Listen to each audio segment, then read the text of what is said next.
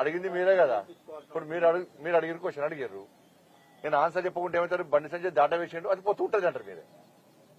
అనేది మీరే, రాసేది మీరే, చూపేది మీరే. ఇక మీరు అన్నప్పుడు సమాధానం చెప్పకుండా వెళ్ళిపోతామంటారు. బండి సంజయ్ సమాధానం దాటా వేసిండు అందుకే పోతుంటారు అంటారు.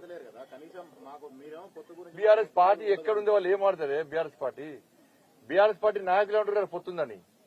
మనం మా ఎమ్మెల్యేలే మేము పొత్తు పెట్టుకుంటున్నామని చెప్పని అంటారా లేదా? మరి దాని సమాధానం చెప్తాము దానికి.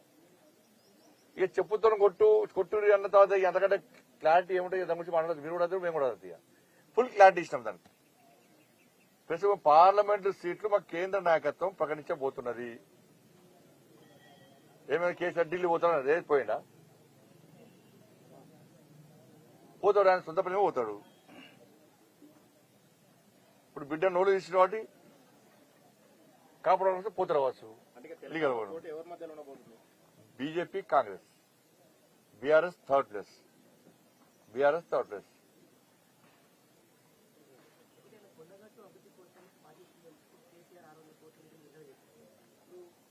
ఏడా ఏవి ప్రకటించారు?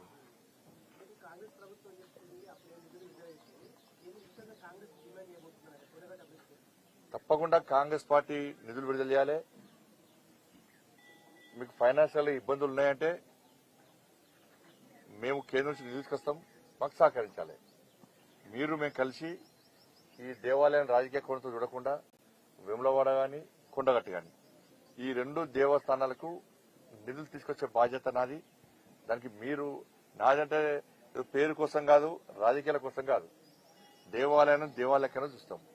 కానీ వేములవాడ కొండగట్టు అభివృద్ధికి ఇక్కడ నుండి జిల్లాలో ఉన్న కాంగ్రెస్ నాయకులను కలిపి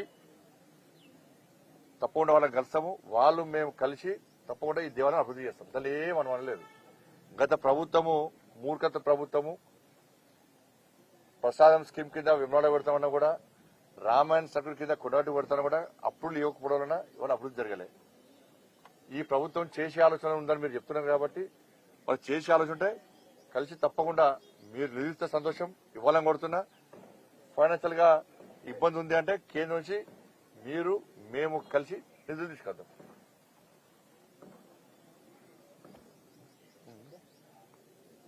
అడగవుతున్నా అవుతున్నాం అని